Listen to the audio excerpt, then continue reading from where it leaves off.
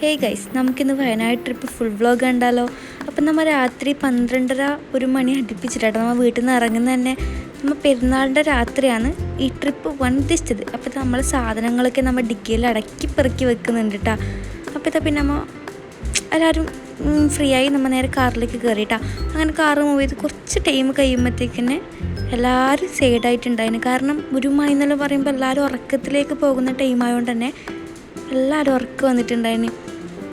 പിന്നെ ഓടിക്കുന്ന ആൾക്കൊരു കമ്പനി കൊടുക്കണ്ടേന്ന് വെച്ചിട്ട് മാത്രമാണ് ഗൈസ് ഞാൻ പിടിച്ചിരിക്കുന്നത്. ബാക്കി 2 ആളും സൈഡായിട്ടുണ്ടായിന്. പിന്നെ നമ്മൾ നേരെ വയനാട് ചുരം കയറിയിട്ടാ. ചുരം കയറുമ്പോൾ തന്നെ ചുരം കയറി കഴിഞ്ഞ ഉടനെ നമുക്ക് റൂം എടുക്കാനുള്ളൊരു പ്ലാനിങ് ഉണ്ടായിരുന്നു. കാരണം ടയേർഡായതുകൊണ്ട് തന്നെ നമ്മൾ ചുരം കയറി കഴിഞ്ഞ ഉടനെ നമ്മൾ റൂം എടുത്തിട്ടുണ്ടായിന്. നമ്മൊരു നൈറ്റ് മാത്രം താമസിക്കാനുള്ളൊരു സംഭവമാട്ടാ നമ്മൾ എടുത്തത്. നമ്മൾ കൊടുത്ത ബഡ്ജറ്റിന് പോകത്താട്ടെ നമുക്ക് കിട്ടിയ റൂമെന്ന് പറഞ്ഞാൽ. ഇതാണ് ഈ റൂമിൻ്റെ ആംബിയൻസ് ഗൈസ്, കാണൂ. ഇത് രാവിലത്തെ എടുത്ത മോർണിംഗ് വ്യൂ ആണ് ഗൈസ്. ഞാൻ എണീക്കാൻ നേരം വൈകിയതുകൊണ്ട് തന്നെ വെളിച്ചം വന്നിട്ടുണ്ടായിനി. പിന്നെ നമ്മൾ നേരെ എണീച്ചിട്ട് അൻഫുവിന് ഡ്രസ്സ് മാറ്റി കൊടുക്കാൻ പോകാം ഗൈസ്. അൻഫുവിന് ഡ്രസ്സ് മാറ്റി കൊടുക്കൽ കുറച്ച് ടാസ്കിലെ പണിയാണ്, അടങ്ങിയിരിക്കാൻ പ്രയാസമാണ്. പിന്നെ നമ്മൾ നേരെ ഫുഡ് കഴിക്കാൻ പോയിട്ട് നമ്മൾ എടുത്ത റൂമിൻ്റെ നേരെ ഓപ്പോസിറ്റ് തന്നെ ഹോട്ടലാട്ടാ. അതുകൊണ്ട് നമ്മൾ നേരെ ഫുഡ് കഴിക്കാൻ പോയിട്ടുണ്ടായിരുന്നു. പിന്നെ ഈ ട്രിപ്പ് പോകാൻ ഉദ്ദേശിക്കുന്ന ഈ ഉമ്മമാർക്ക് ഏറ്റവും ടാസ്ക്കുള്ള പണിയാണ് ഗൈസ് കുട്ടികൾക്ക് ഫുഡ് കൊടുക്കൽ.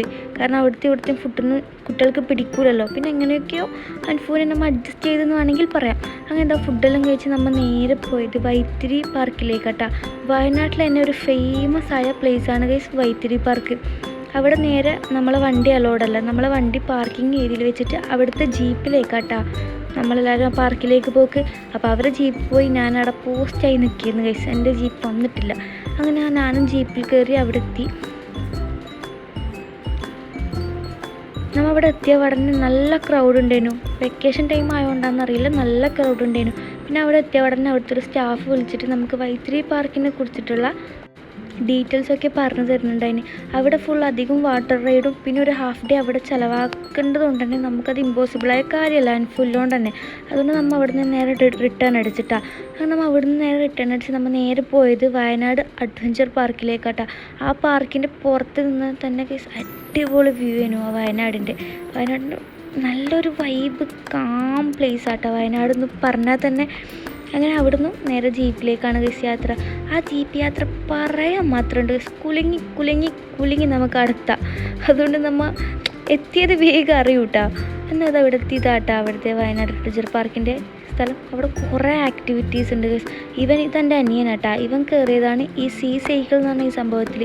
നല്ല രസമുണ്ടായി കാണാൻ. അത് എക്സ്പീരിയൻസ് ചെയ്ത ഓൻ്റെ റിവ്യൂ മതി. നല്ല രസമുണ്ടായി എന്നാണ് ഓനും പറഞ്ഞത്. പിന്നെ ഈ നമ്മൾ 2 ആളും കയറി നിൽക്കുന്ന എന്തിനാണെന്നറിയോ? ആ തൊട്ടിലിൽ കയറാൻ വേണ്ടി. ഇതിൻ്റെ പേര് എനിക്ക് ഓർമ്മയില്ല ഗൈസ്. ഇത് എല്ലാവരും കയറുന്ന കണ്ടിട്ട് നമുക്കൊരു ആകാംക്ഷ, ഇതിലൊന്ന് കയറി നോക്കാമെന്നുള്ള എക്സ്പീരിയൻസ് ചെയ്യാമല്ലോ വിചാരിച്ചിട്ട് കയറിയതാണ്. ടാറ്റയൊക്കെ പറഞ്ഞിട്ടാണ് ഗൈസ് ഞാൻ പോകുന്നത്. വലിയ സംഭവമായിട്ട് തോന്നുന്നു വെച്ചാൽ അതില്ല. ആദ്യത്തെ ഒരു സ്റ്റാർട്ടിങ് ട്രബിളും മാത്രം ഒരു പേടിയുള്ള സംഭവമുണ്ട്. വേറൊന്നും വലിയ കുഴപ്പമായിട്ട് തോന്നിയിട്ടില്ല. നമുക്ക് എൻജോയ് ചെയ്ത് ആടാട്ടോ ഊഞ്ഞാലിൽ. നല്ല രസമുണ്ടായിന്.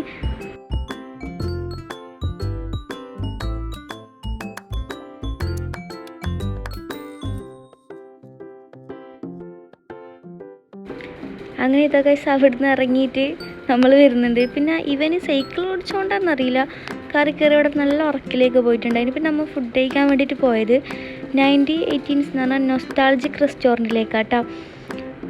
അവിടെ നല്ല ക്രൗഡ് ഉണ്ടായിരുന്നു ഗൈസ്, നല്ല ക്രൗഡുണ്ട്. ടോക്കൺ എടുത്തിട്ട് പുറത്തിരുന്നിട്ട് വേണം ഫുഡ് കഴിക്കാൻ.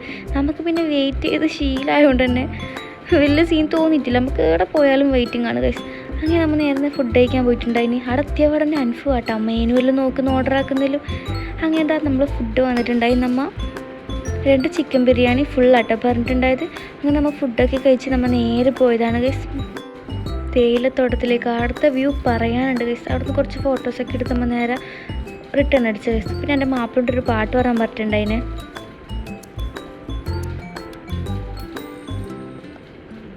അങ്ങനെ ആ പാട്ടും കേട്ട് നമ്മൾ നേരെ പോയി തട്ടുകടയിലേക്ക് കേട്ടോ.